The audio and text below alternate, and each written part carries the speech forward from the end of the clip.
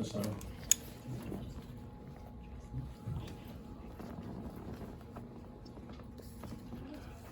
Ty James Boyd, The Athletic. Obviously, a lot of talk about your calf, and you have to decide whether to play or not, stuff like that. But you are an inherently unselfish player. I would imagine your parents raised you to be unselfish as a person. But how much selfishness do you have to have in a moment like this to go out there and play? And how much selfishness is good selfishness to have as a high-level athlete? I mean, I just look at it as, you know, I want to be out there to compete with my brothers. You know, these are guys that I'm willing to go to war with, and we've had such a special year. We have a special bond as a group, and you know, I think I beat myself up if I didn't give it a chance. You know, and you know, I just wanted to be out there and fight, and just had to have an honest conversation with coach that, you know, if I didn't look like myself and, you know, was hurting the team, like, sit me down. Like, that's obviously I want to be on the floor, but I want to win, you know, more than anything. So I just had to have an honest conversation with coach. But yeah, I want to be on the floor, and if I have the ability to, if I can, like I said, if I can walk, then I want to be out there. So you know, I just want to be out there with my brothers to compete, and yeah, those guys have my back, and you know, I feel like I have theirs at the same time. So you know, that was important to me. Again in the front. Tyrese Haliburton with The Athletic. This team has never been this close to an NBA championship in its history. You've talked with Reggie about how much that would mean to you personally. How do you weigh that over the next 48, 70 hours with the focus it's going to need to win in their place in Game 7? Yeah, just not trying to look at it from like a big picture thing. You know, not trying to look at it in that way necessarily. Like, we got one game. You know, it's nothing that's happened before matters. You know, and nothing that's going to happen after matters. You know, it's all about that one game. So just trying to approach it the right way. You know, for the next couple days, it's going to be, you know, the narratives are going to be almost poison. You know, to talk about what this would mean to our city and our organization and legacy talk, and we played so well, and now the pressure's on them. Like, it's gonna, you know what I mean? There's gonna be, you know, narratives that we can't really pay attention to. You know, we gotta control what we can. You know, so much of these games has come down to, you know, who's gonna start the fight from a physicality standpoint, and you know, take care of the ball better, rebound the ball better. You know, those are the important things that we need to focus on. So, you know, I don't even want to say like, you know, celebrate this one at night, move up. It's done with. You know, we did our job to take care of home court, and we got to be ready to compete in Game 7. Dustin here on the left. Dustin DePierre, Indy Star. Ty, you talked about just whether you felt like yourself or not. I guess how close or how far did you feel to yourself? How long did it take you to kind of adjust to whatever, you know, you were dealing with and had to compensate for? And what do you feel like you managed to kind of put together to just figure out to deal with what, you know, with the calf muscle and, you know, what you were? Yeah, I don't know. That's really for you guys to analyze as far as what you think about how I performed. You know, I was just trying to come out and impact the game in any way I could. You know, still trying to be who I am at the same time. But obviously, yeah, I'm dealing with something. But you know, nobody cares. They don't care. I don't care. So you know, we gotta get the games. We gotta take care of business today. But you gotta get ready for Game 7. You know, that's it's a really exciting time. Ramona over here. Tyrese, Ramona Shelburne, ESPN. You mentioned the narratives are going to be poison for you guys the next couple of days. Keep your focus here. I noticed just on your social media, you haven't. I think your last post was June 6th, right? Maybe Game 1.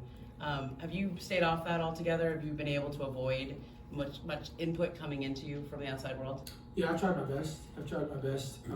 Yeah, I don't have the apps or anything.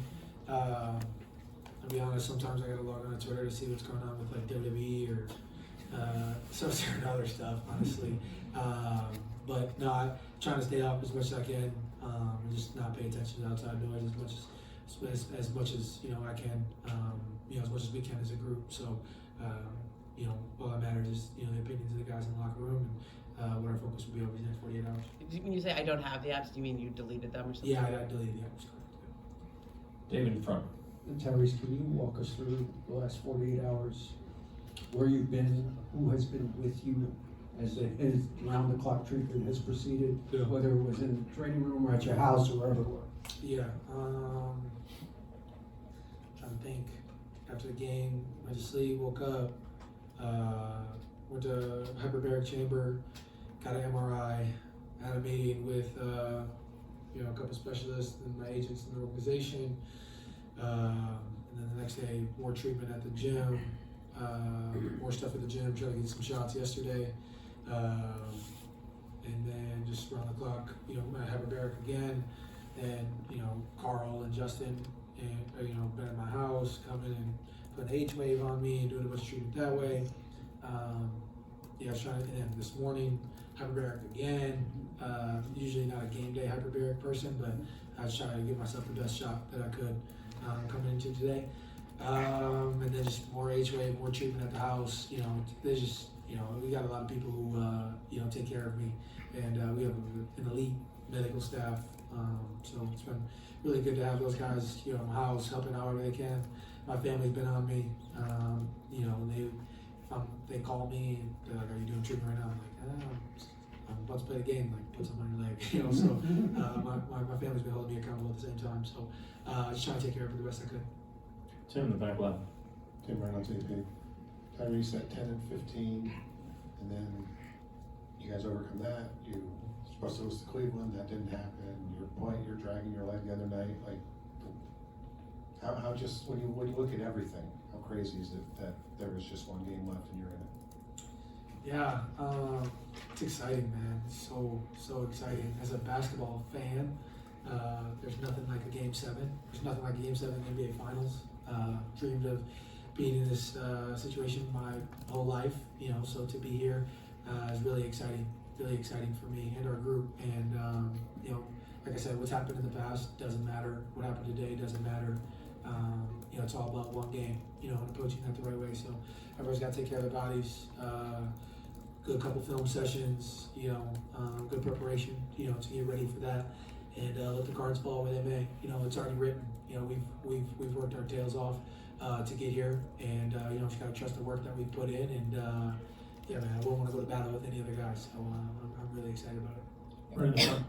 Ty, you've packed an amazing amount of basketball experience into a short time. Hard to think, just 14 months ago, you played your first playoff game, and you won a gold medal. You've gone on this run. How much have all of those experiences prepared you for Sunday, for Game 7?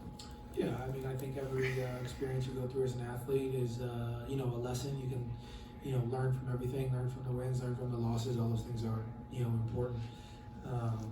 And yeah, I mean, my journey has been a lot of fun, but excuse me, I'm not necessarily trying to, you know, give you guys a journey talk right now. I'm trying to, you know, get prepared for Game 7. So maybe after that game is the time to really reflect on what it's been like. But yeah, it's really exciting. Tom, we're standing in the back left. Two minutes earlier, touch points. Just curious, it felt like everything you did today, whether it was pushing on the break, big shot, it felt like the crowd and the team felt more amped than usual, knowing what you've been going through and what you're putting yourself out there through. Did it feel like that to you? Did it feel like every shot, every assist that you had, just felt like you got the crowd more amped than usual? I wouldn't say it's a Tyrese thing.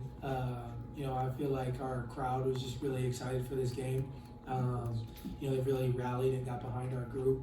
And you know, here's a do or die game. As much as, you know, we didn't want to lose this game and see a celebration on our home floor, our fans didn't want to see that either. You know, so I think that there's a lot of energy, excitement, you know, throughout our city, and that's a lot of fun. That's a lot of fun to be a part of. This has been a special thing to be a part of here in Indianapolis, and yeah, man, it's been a lot of fun. Looking forward to Game 7. Center, third row. Hey Tyrese, last year I believe we were in Utah, and Bruce Brown let you see his championship ring for a couple of minutes. What do you remember about that? And I guess, what would it mean to you, Game 7, to be able to win one?